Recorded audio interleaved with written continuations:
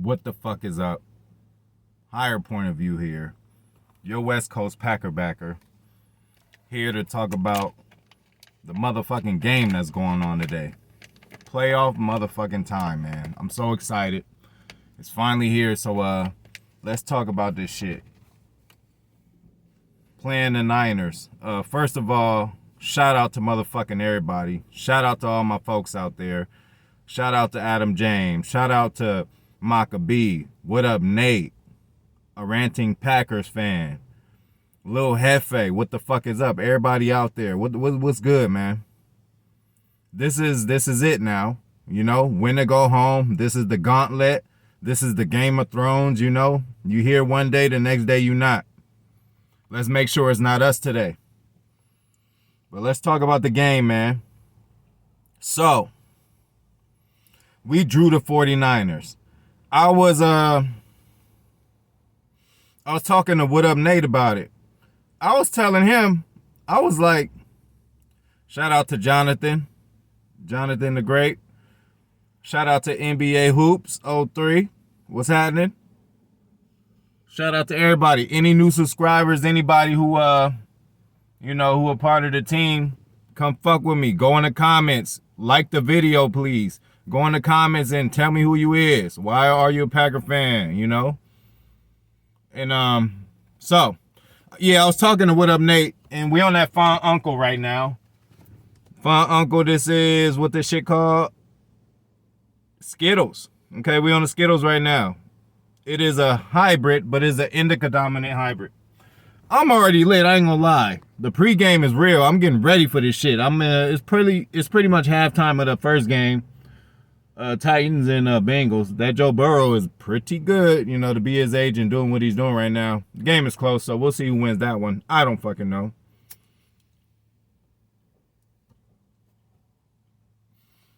But we're here to talk about the Packers. I was talking to What Up Nate about at first, when the playoffs first started, I wanted to I wanted Dallas to win, and I wanted the Eagles to win, even though the odds may have not been with their favor. But I just wanted a different experience, a team we haven't played before. Packers, we normally play good against teams that, you know, we haven't played, you know. So I kind of wanted to go that route, although I knew the Eagles weren't going to win. But I did think the Cowboys would pull it off, but they didn't. But I was talking to What Up Nate, like I said, and he just was like, he was of the mindset of, man, this is going to be the revenge tour. So I'm like, what you mean? He like, man, we about to beat all the teams that beat us in the NFC Championships. And I'm like, you know what? What sweeter way would it be than to do it that way? So shout out to What Up Nate. You know, I was on a whole nother mindset. I just wanted to play teams that we haven't played before, so it's a fresh matchup. And, you know, I wanted to see McCarthy. But obviously, at the end of that game, there was a debacle.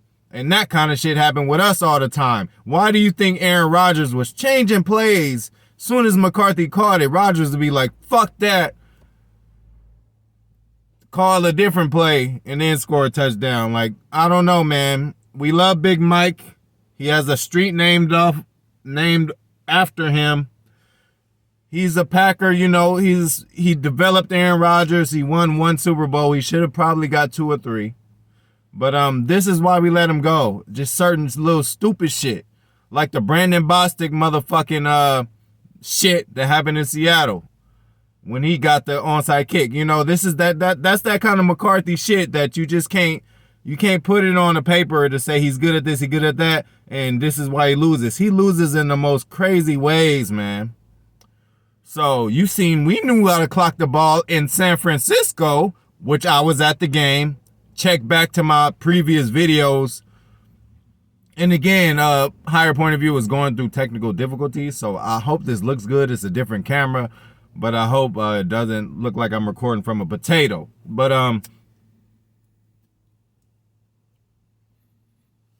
I was there in San Francisco, or in Santa Clara, and Mason Crosby hit the game-winning field goal at the game. Now, let's not act like we fucking blew them out. Nigga, it was a close game. They scored late, and if it wasn't for the heroics of Aaron Rodgers, the league MVP again, and Devontae Adams, the best receiver in the league, 2 plays in a row, hit Devontae for 17, then hit him for 15, clock that motherfucker. Mason Crosby kicks it, and it's history. Now, I don't see this game turning out the same way because it's two different teams again. But let's go back to this thing with what up Nate was talking about, the revenge tour. He said, we're going to go against the teams that beat us in the previous NFC championships. Do you guys remember being run the fuck on by the San Francisco 49ers in the NFC championship? That shit wasn't good. The game was over by halftime, and it was an embarrassment. It was in San Francisco. What the great Aaron Rodgers once said was, I would love to get one of these at home. I don't know after which loss to the Niners. It was like two of them that we lost to them in the playoffs. But after one of them, he was like, I would just love to get one of these at home. Well, it's at fucking home. And you know what? I love how motherfucking people just pop up now. Oh, the Packers, the Niners are a bad matchup for them. Bitch, where? Where's the bad matchup at? We beat them already, number one. And number two, they come into the frozen tundra, which is going to be, I looked it up right now. It said it's going to be pretty much around 7 degrees. And the wind chill might be to -4 or negative something. So, you know, I hope they're ready to play and I hope they're ready to bring it. But back to what up Nate in the revenge tour. He was like, we're going to beat both teams that beat us in the previous NFC championships. It was just last year that Tom Brady came to town, did what the fuck he had to do in the NFC championship game, and won the game. It was close. We had our chances. Maybe if that Kevin King shit didn't happen, we probably would have been in a better shape, but we still came back and made it a game. It is clear who the better team was in that game. But the thing about football, the better team doesn't always win. It could be a trick play here or there. It could be a return here or there. That just there's some you could look at a team's offense and defense and say, oh, they're going to do this. They're good at stopping the run, or they're going to do this. But you can have a tip pass for an interception. You can have a return touchdown from a punt or a kickoff. Shit just happens in NFL games. That's the unknown, you know? So, yeah, we got to keep that in mind. But back to what up, Nate. You know, he said this is going to be a revenge tour. And the Niners will have to be first. Because, again, they have beat us in a couple NFC championship games in embarrassing fashion at their house. So, we got it at our house this time. We have it at our house this time. So, let's fucking take care of business. And back to the revenge tour. If we were to win this and the Bucs were to win their game, obviously we would play them again. I'm going to save that when that actually happens, if it does happen. But let me tell you this. Back when the Bucs beat us in the NFC Championship, it was 7,500 people in the crowd. This time it's going to be 75,000. So that's going to be a big difference. Brady can't make his checks and do certain shit at the line and make his adjustments as easy if he has a full pack, crazy ass Lambeau Field coming at him when it's fucking below 0 degrees. It makes a big difference. So this makes a big difference.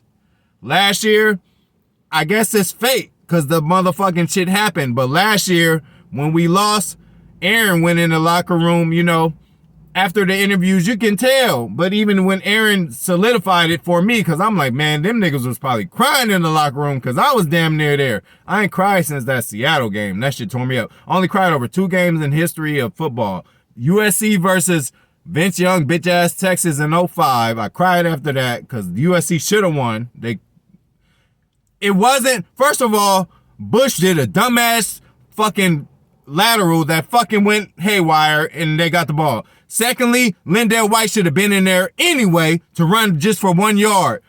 And Vince Young's knee was on the fucking ground, but y'all gave him the first down anyway because y'all wanted them to win because y'all was tired of seeing us win. USC. But anyway, we're going to go back to the Packers.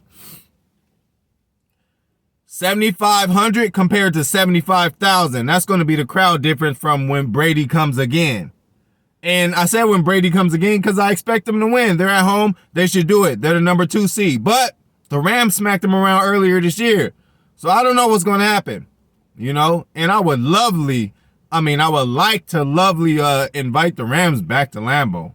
Oh, we've been eating them for lunch the last few times. So,